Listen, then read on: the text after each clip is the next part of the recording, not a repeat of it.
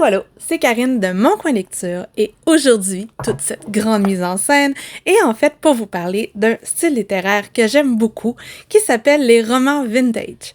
Là, vous vous dites, un style littéraire, les romans vintage, mais pourquoi n'ai-je jamais entendu parler de cela? Ben, c'est normal parce que c'est un peu un style ou une appellation qui a été inventée il y a quelques années sur les blogs de lecture pour parler d'un certain type de roman. Et là, je vous entends penser. Dans les commentaires, il y a des tas de personnes qui m'ont dit qu'ils aimeraient avoir un top sur la littérature autochtone, un top sur la littérature noire américaine, la littérature asiatique, et moi, je vous arrive avec un thème qui non seulement n'a pas été demandé, mais que personne ne connaît. Ça va être beau pour les vues, mais c'est pas grave. En fait, c'est que je porte une affection toute particulière à ce type de littérature qui réussit chaque fois à me transporter ailleurs, dans un autre temps, c'est-à-dire la plupart du temps pendant la première moitié du 20e siècle. Avec le titre Roman Vintage et ce que je viens de vous dire, vous aurez deviné qu'il s'agit souvent de ce qu'on appelle les classiques modernes, mais qui sont un peu plus confidentiels. Bon, vous allez voir, il y en a que c'est pas confidentiel du tout. Il y a des trucs hyper connus, mais vous allez voir aussi qu'il y a plusieurs autrices féminines qui, étrangement, avaient été beaucoup moins publicisées que leurs confrères masculins au début du 20e. Est-ce qu'il y a quelqu'un qui est vraiment surpris? Par contre, sinon ce serait pas drôle, ce ne sont pas tous les romans du début du 20e siècle que je vais classer là-dedans. En fait, ce sont ceux qui ont un petit charme suranné, un peu désuet. Genre, on les lit, là, puis on a l'impression de voir des photos sépia ou un film en noir et blanc qui craquelle un peu. Et ça, je trouve que ça leur donne un cachet très particulier, une certaine grâce. Une autre caractéristique de ces romans-là, et là, sauvez-vous pas, là, je vous jure qu'ils sont pas plates. Mais quand on le referme, puis que quelqu'un nous demande qu'est-ce qui s'est passé, souvent, on a des gros points d'interrogation dans les yeux. Parce qu'on a souvent affaire à des comédies de mœurs. La vie, version années folles ou années 50. En fait, les romans vont souvent relater un certain épisode, un certain moment de la vie d'un village ou d'un quartier ou d'un endroit. Souvent, ils vont être teintés d'une certaine mélancolie, d'une certaine nostalgie. Et là, si vous me connaissez un peu, vous comprenez pourquoi je les aime tant. J'adore ce genre de trucs. Mais souvent, il y a aussi un côté drôlatique qui me plaît énormément. Donc, on a de l'humour, mais souvent un humour très british, un humour très, très raffiné. Non, pas toujours raffiné, mais british. Parce qu'il faut comprendre que plusieurs de ces romans-là sont des romans anglais, mais pas que. Vous allez voir dans la sélection que je vais vous présenter aujourd'hui, il y a certains romans qui sont américains, il y en a d'autres qui sont canadiens, ou il y en a d'autres qui ont le même style, mais qui se passent pas en Angleterre. Je vais séparer les romans que je vais vous présenter en deux catégories, c'est-à-dire ceux qui ont été écrits à l'époque où ils se passent, ou encore qui ont été écrits par des auteurs ou des autrices qui ont vécu l'époque où ils se passent, et les romans modernes, c'est-à-dire des auteurs de nos jours qui essaient de recréer, souvent avec beaucoup de finesse, ces atmosphères-là. Bon, en fait, non. Là, regardez-moi à face, là. Aujourd'hui, il va y avoir juste les romans vintage qui ont été écrits pendant la première moitié du 20e siècle. Parce que la connasse que je suis a tourné toute la deuxième partie de la vidéo sans mettre son de micro. C'est inutilisable. On va avoir juste le premier bout aujourd'hui, puis dans 2 semaines, genre quand je vais me recrinquer pour retourner tout ça, vous aurez le reste. Donc, si ça vous tente, on entre dans le Tardis et on s'en va début du siècle. Ah oui, je précise pour que personne ne soit surpris. Ce sont des romans qui datent. Donc, les thèmes qui sont choisis et la façon de les traiter sont celles de cette époque-là. En plus, pour les romans plus modernes, ceux que j'aime moi, sont ceux dont l'auteur a pris le parti de présenter les vues, les façons de voir les choses de l'époque et non pas celles d'aujourd'hui. Donc ça, je suis consciente que ça peut choquer certaines personnes. Entre autres, il y a énormément de ces romans-là qui ont été écrits par des femmes et qui étaient des romans féministes pour l'époque. Et je précise pour l'époque. Les enjeux du féminisme n'étaient pas les mêmes à l'époque. Les façons d'en parler n'étaient pas les mêmes et ce qui était considéré comme à l'avant-garde n'est pas du tout ce qui est considéré comme à l'avant-garde aujourd'hui. Donc, ça se peut qu'il y ait certaines personnes qui cringe à la lecture de certains romans. De la même façon, il y a des choses qui étaient parfaitement acceptées et qui passaient pour étant normales à une certaine époque, qui ne le sont plus du tout aujourd'hui et qui peuvent encore une fois faire réagir. Vous savez, pour que le féminisme en soit arrivé à ce qu'il est aujourd'hui, il y a eu différents paliers, différentes façons de penser. Pour certaines personnes, juste le fait d'oser avoir un emploi, d'oser rêver à autre chose que ce que leurs parents avaient prévu pour eux, d'être autre chose que la chose d'un homme ou même de pouvoir choisir l'homme qu'elles voulaient. Parce qu'à cette époque-là, pour plusieurs, c'était impensable d'être célibataire. Ben, à certains moments et dans certains cercles, c'était féministe. Même chose, à une certaine époque, le fait de pouvoir coucher avec qui tu voulais, quand tu voulais, dans le mariage, hors mariage, d'accepter toutes les avances, de trouver tous les comportements sexuels étranges, normaux, parce que chacun fait ce qu'il veut et on libère la sexualité, ben, c'était ça qui était à l'avant-plan. Maintenant, on verrait plus ça de cette façon-là. Donc, comme à chaque fois qu'on lit un roman qui a été écrit à une autre époque ou qui veut refléter la réalité d'une autre époque, ben, il faut savoir dans quoi on s'embarque.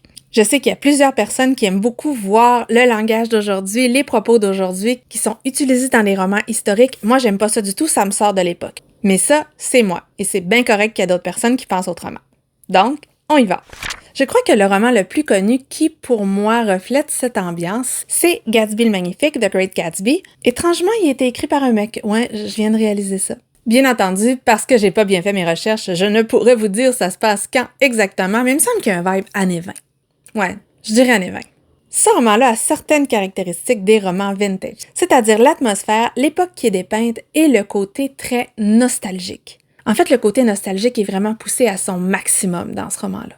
On a un personnage principal qui voit un peu de loin le fameux Gatsby qui semble tout avoir pour lui, qui est amoureux de la magnifique et envoûtante Daisy. Ici, on n'est pas dans la vie quotidienne de Monsieur, Madame, tout le monde comme dans la plupart des autres romans. On est plutôt chez les gens riches et célèbres. On a des soirées fantasques, merveilleuses qui dépassent toutes les attentes et qui, on va le réaliser, cachent beaucoup d'autres choses. Ce n'est qu'une façade et on va vraiment avoir affaire aux grandeurs et misères de Gatsby. Mais je sais pas pourquoi je vous raconte tout ça, tout le monde connaît l'histoire. Ce sont les années folles, c'est une mélancolie par rapport à une existence qui a été fantasmée, rêvée.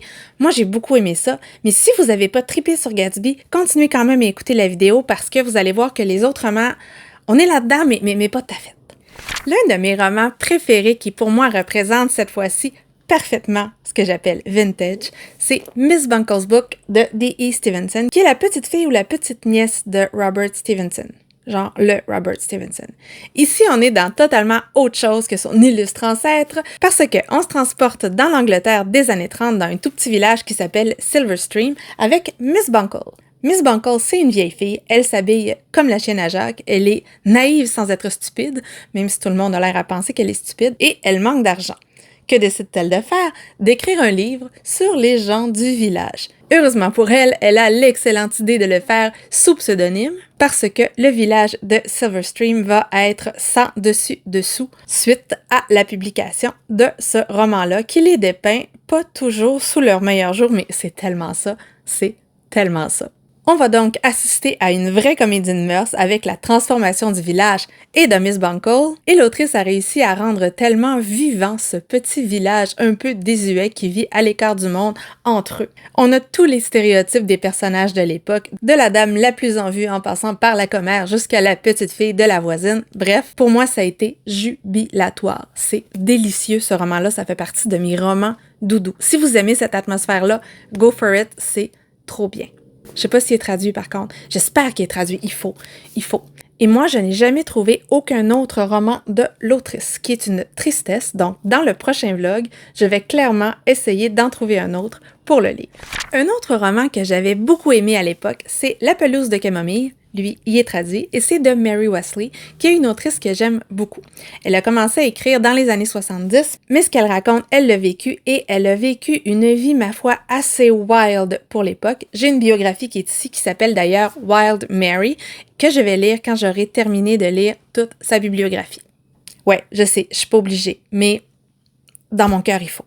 Pour apprécier ce roman-là, il faut comprendre que la morale doit être assez élastique, parce que c'est de celui dont je vous parlais quand je disais que c'est pas du tout consensuel. Il y a certaines choses qui, même pour l'époque, tu fais « Ah, d'accord, on y allait comme ça ». Donc, on a un côté so British, mais so dépravé aussi. Donc, cette fois-ci, c'est un récit passé présent, mais la partie qui nous intéresse se passe en 1939. On a 5 cousins qui vont passer l'été dans leur manoir des Cornouailles. Ils font leur Terror Run. J'ai vraiment mal prononcé ça, hein? Bref, la course de la terreur qu'ils font à chaque année. Ils sont très liés, chacun a une personnalité qui est développée. Ils vivent leur petite vie à la campagne, sauf que à la fin d'une certaine soirée, la guerre va être déclarée et tout va changer vu que les cousins vont s'enrôler, les cousines vont continuer à vivre à leur façon, tout en restant derrière. Et là, j'en entends penser. Mais pourquoi tu dis que c'est un roman vintage, c'est un roman de guerre? Oui, mais non. Parce que oui, il y a la guerre en arrière-plan, mais le focus principal est pas là-dessus. Le point d'intérêt, ce sont les relations entre ces cousins-là, la nostalgie d'une époque où tout semblait possible, où tout semblait permis, et la façon qu'ils ont de se dire « je vais peut-être mourir demain, go for it, vivons à plein ». Donc non, c'est pas vraiment un roman de guerre, mais pour moi, c'est un roman que j'ai adoré et qui est très doudou, malgré le thème et malgré les côtés très pas politically correct. Tout est nostalgique dans ce roman-là. Les couples ne sont pas nécessairement conventionnels. Vous allez voir qu'ils n'attendent pas de mariage pour coucher, là. Vraiment pas. Il y a certains propos qui font sursauter. Mais moi, j'ai été charmée. J'ai trouvé que c'était un portrait d'une époque et d'une façon de penser d'une époque qui était clairement pas celle de tout le monde. Mais j'ai adoré la façon d'écrire, la façon de ne pas tout dire. C'est-à-dire que les personnages ne s'admettent pas les choses à eux-mêmes. Ce qu'ils disent puis ce qu'ils pensent, c'est deux choses différentes. Et l'autrice fait confiance au lecteur pour comprendre. Ça, j'aime ça. J'aime ça qu'on me prenne pas pour une conne. Que voulez-vous? Donc, La pelouse de camomille, c'est mon préféré de l'autrice, mais j'en ai aimé plusieurs. Dans I Captured the Castle de Dodie Smith, oui, l'autrice des 101 Dalmatiens. Et je crois que ce roman est traduit par Le Château de Cassandra. Parce que Cassandra, c'est le personnage principal. Ce roman-là a été écrit dans les années 40, je crois. Et à la base, c'est un roman jeunesse, c'est un éveil à l'amour, c'est un passage à l'âge adulte. Et on a une jeune fille qui habite dans un château, qui adore Jane Austen et qui va voir arriver des hommes auxquels elle a accès. C'est encore une fois un peu doudou, on a un château un peu délabré, on a une jeune fille qui est attachante, un peu naïve, qui va grandir dans le roman. Elle veut écrire et elle va tenter de déterminer ce qu'elle veut, qui elle est, alors qu'en raison de la situation financière, de la situation de sa famille, il y a des avenirs qui lui semblent fermés. C'est souvent nostalgique, souvent drôle. Si vous aimez les passages à l'âge adulte, si vous aimez les trucs qui sont un peu surannés, go for it, vous allez aimer ça. Le prochain roman que je vais vous montrer est le plus drôle de ceux que je vais vous présenter aujourd'hui et c'est celui qui a la pire couverture. Checkez ça, gênant. C'est une grosse vache. Fait que quand j'en avais parlé sur le blog, j'avais pas mis cette couverture-là, je trouvais ça trop terrible. Mais bon, comme je vais pas me taper ça au montage, je l'enlève et je vais vous mettre la belle couverture. Cold Comfort Farm est un roman qui a été écrit en 1932, mais qui se passe en 1946. Donc, pour l'époque, c'était de la science-fiction. Et elle avait de l'imagination. Parce qu'imaginez-vous que dans son 1946, il y a des vidéophones et des taxis aériens, rien de moins. Ça vous donne une idée tout de suite d'où on s'en va. Le personnage principal s'appelle Flora, elle est orpheline, elle a 19 ans et elle est mal prise. Si ce n'est vraiment pas correct de s'imposer chez des amis, chez la famille, aucun problème. La voilà donc qui se lance dans une aventure en écrivant des lettres à des parents qu'elle n'a jamais vus de sa sainte foutue vie pour qu'ils décident de l'héberger et de la faire vivre, quoi. Elle va donc aboutir au fin fond du Sussex, à Cold Comfort Farm, avec une famille bizarre. Il n'y en a pas un pour rattraper l'autre. On a un oncle qui prêche l'enfer et la damnation sans arrêt, une tante qui n'a pas quitté sa chambre depuis 20 ans, et une cousine qui semble avoir commis un truc effroyable parce qu'elle en a des remords depuis des années. Mais, heureusement pour eux, notre demoiselle Flora, ce qu'elle sait faire, c'est se mêler de la vie des autres et organiser la vie des autres. Elle arrive avec son petit manuel de la bienséance et elle décide de leur patenter leur vie, mesdames et messieurs. C'est hilarant. Puis moi, ce que j'aime, ce que je trouve complètement jouissif, c'est d'imaginer les gens qui la voient arriver et qui la regardent avec ces solutions plus saugrenues les unes que les autres qui sont totalement hors propos, c'est n'importe quoi. Notre jeune Flora est persuadée qu'elle connaît la voie, la vérité, la vie.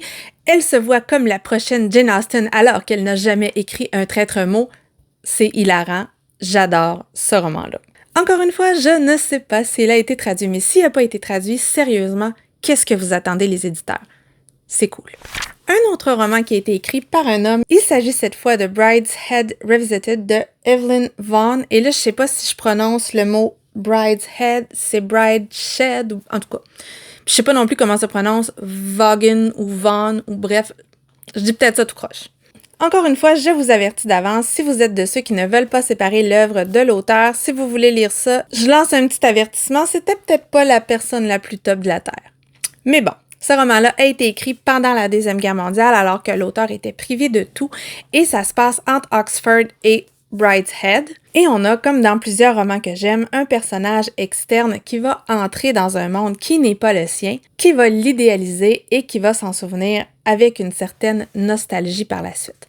On a dans ce roman ce charme suranné, ce côté un peu vieillot, un peu effacé. Et l'histoire dont il s'agit, c'est celle de Charles et Sebastian. Charles est un jeune homme désabusé qui se voit fasciné par Sebastian et par sa famille qui ont des idées de grandeur.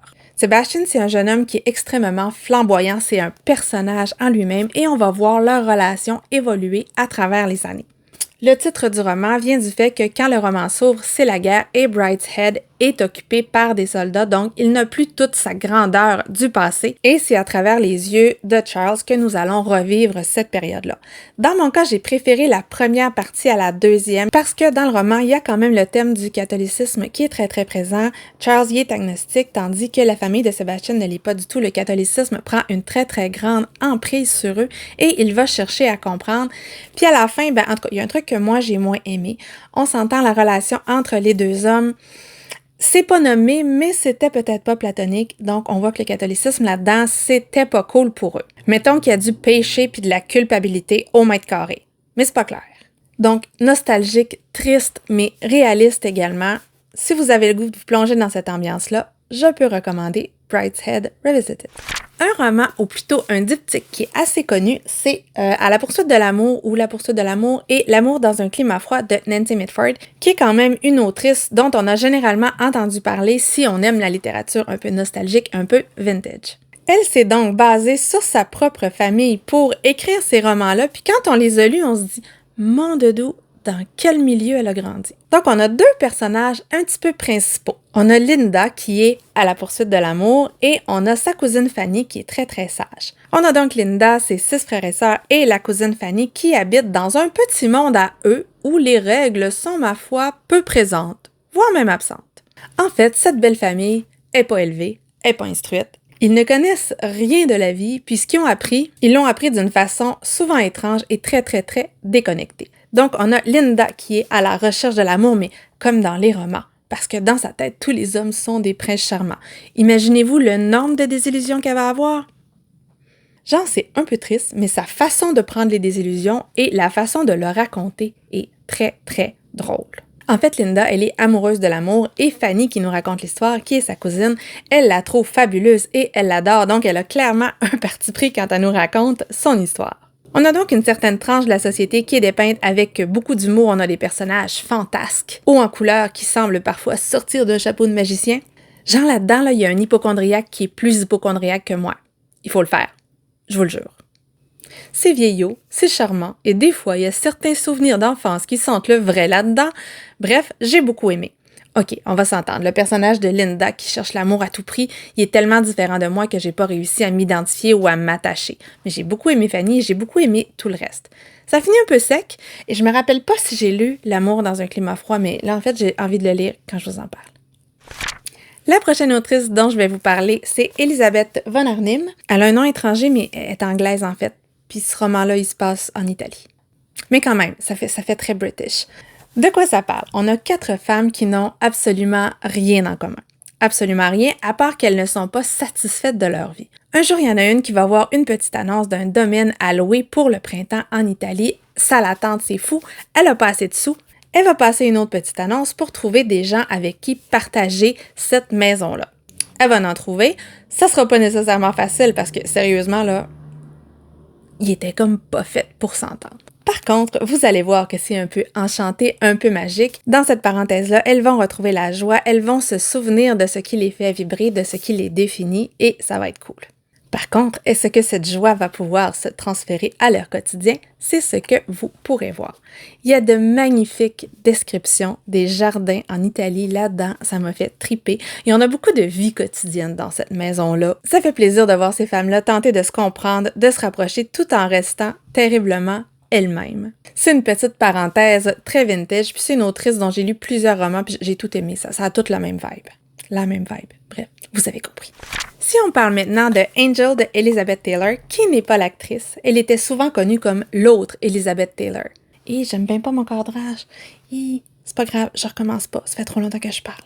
On a ici un roman qui est un délice d'ironie avec un humour très très sombre et c'est ma foi très triste. C'est l'histoire de Angel. Angel, c'est une jeune fille qui a grandi au-dessus d'un dépanneur. Ses parents travaillaient dans la grande maison du coin et Angel est persuadée qu'elle n'est pas comme les autres, qu'elle est destinée à être la plus grande écrivaine de tous les temps. Bref, elle se prend pas pour du 7-Up flat, croyez-moi, parce que dans sa tête, même si elle n'est pas hyper éduquée, même pas si intelligente que ça, elle est persuadée que ses opinions, c'est la vérité. Dans sa tête, là, elle est la 8e merveille du monde. Alors, imaginez-vous, quand elle va écrire son premier roman, un espèce de machin grandiloquent avec des grands mots, elle est persuadée que c'est le roman.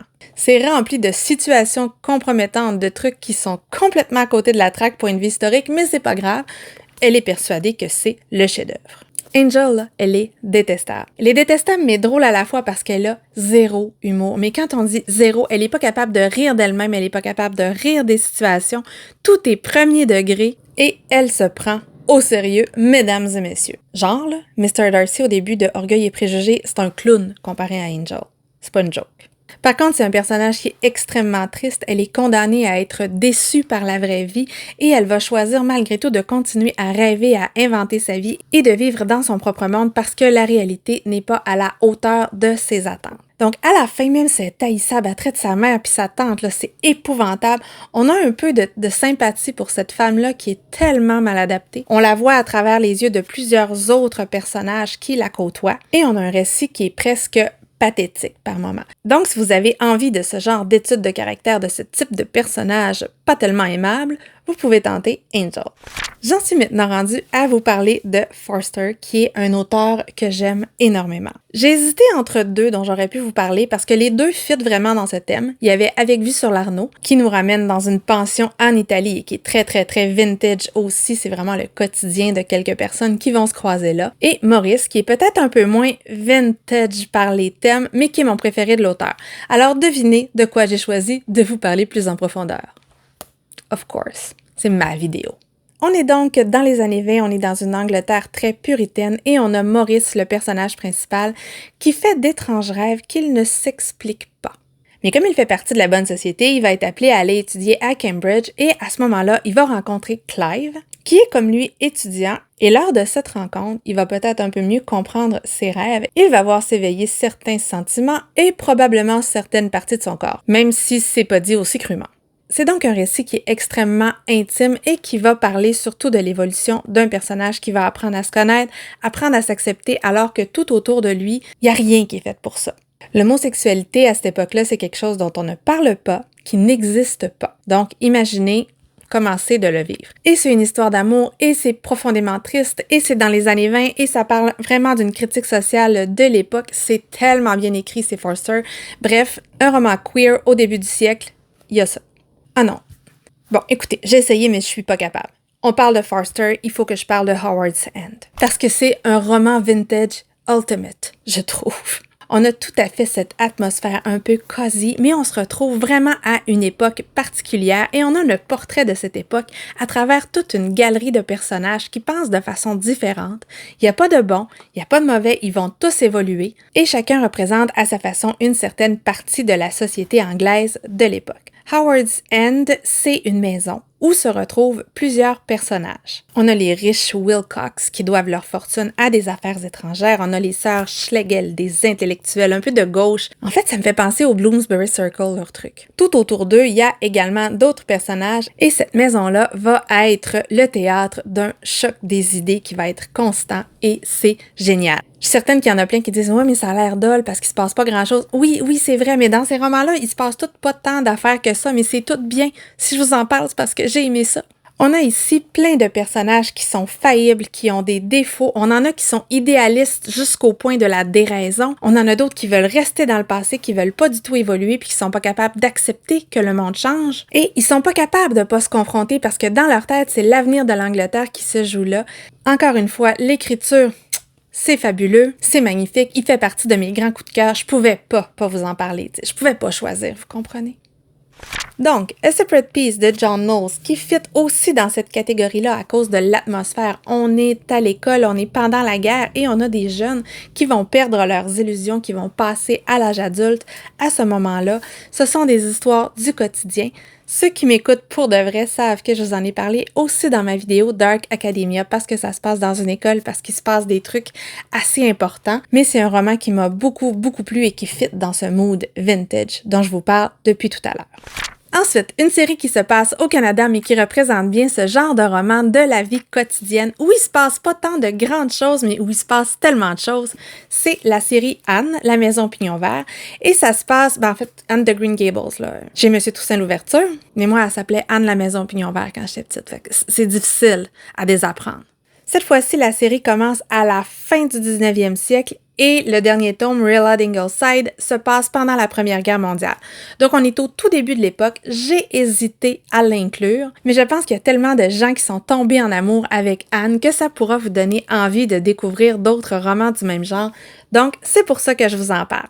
Anne, c'est une jeune orpheline qui va être adoptée par Matthew et Marilla. Anne a un talent extraordinaire pour se faire aimer. Toute la première partie de la série, c'est une ode à l'imagination. On va la voir grandir. On va voir vraiment son quotidien. On a encore beaucoup de drôleries à des situations qui sont extrêmement drôles, mais qui sont parfois tragiques, vues sous les yeux d'une enfant. C'est chouette, c'est poétique, ça fait chaud au cœur, donc Anne.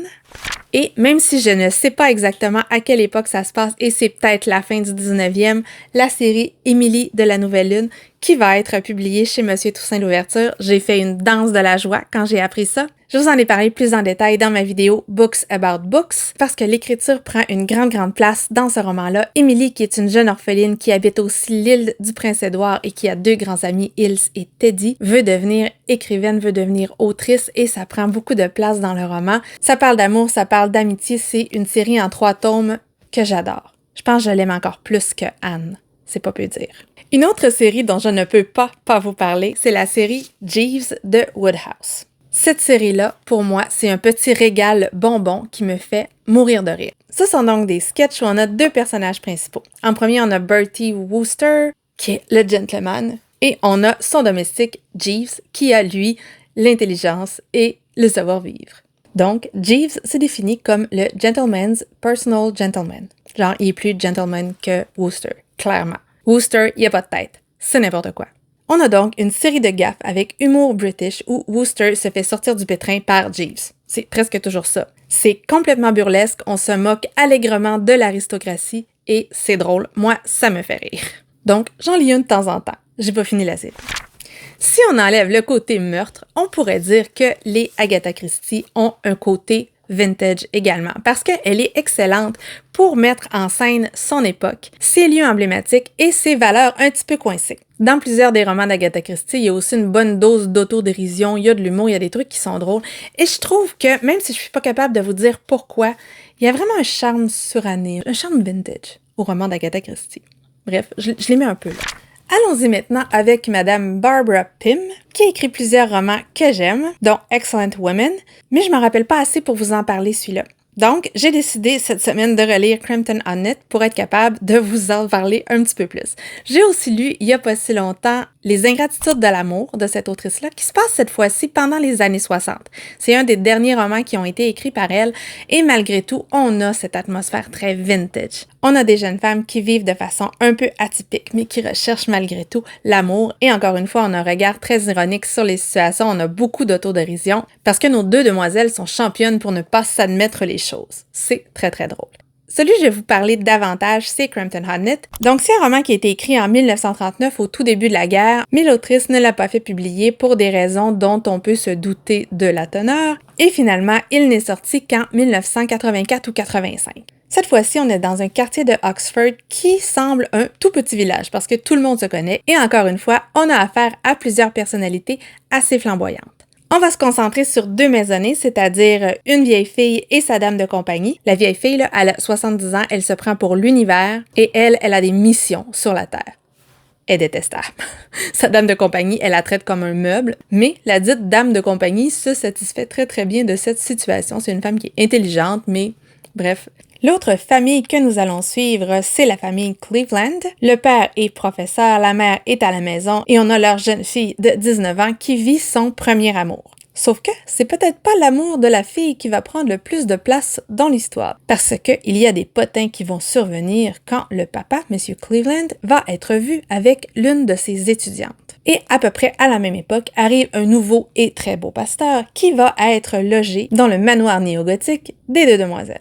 On est ici purement dans la comédie de mœurs. Je viens de le relire, puis l'intrigue en soi, c'est pas mal ce que je viens de vous dire. Et en plus de ça, ils sont un peu imbriqués, le focus change au cours du roman, donc ça fait une structure un petit peu particulière. Peut-être que si le roman avait été publié quand l'autrice était encore en vie, ça aurait été un petit peu différent, mais on a une plume qui, encore une fois, est délectable. L'ambiance de l'époque est parfaitement recréée, et savoir ce qu'est Crampton Honnet, c'est quand même assez drôle. J'aurais même aimé qu'on en entende un peu plus parler. Finalement, dernier roman qui a été écrit à l'époque où il se passe, il s'agit de South Riding de Winifred Holby. C'est un roman qui a été publié de façon posthume, l'autrice est décédée une année ou deux avant sa publication, mais c'est quand même un beau gros roman. Il fait peut-être plus classique moderne que vraiment vintage, parce que c'est pas vraiment drôle. Il y a certains personnages qui sont nostalgiques, mais on a clairement ce charme passé et surtout, on a un portrait d'une époque qui est à la fois sociale et politique. Donc, le roman va s'ouvrir quand une nouvelle directrice va arriver dans une école secondaire pour jeunes filles.